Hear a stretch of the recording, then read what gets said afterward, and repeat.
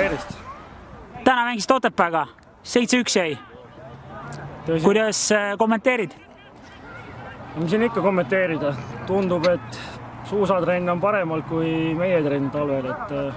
Esimene poolaeg meil taktika ei toiminud.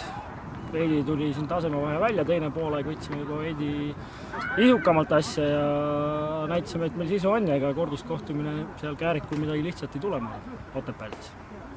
Esimene poolaeg tundus, et väristasite jalga natukene.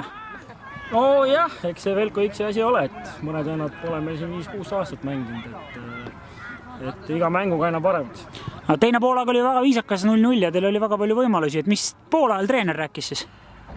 Poolajal treener rääkiski, et ärge kartke ja pange isukalt edasi ja toetame üksteist ja ärme jäta nii palju ruumi ja tundus, et toimis. Sina, Andres, oled nüüd see mees, kes ka 2008 Velko esimesel hooajal mängis Velko eest, et mis on kõige meeldejaam sündmus sinu jaoks Velko eest läbi aegade või mäng?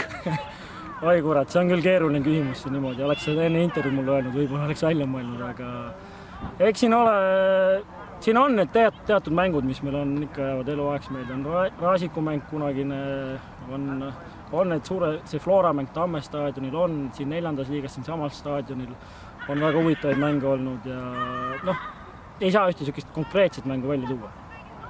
Aitäh sulle, Andres!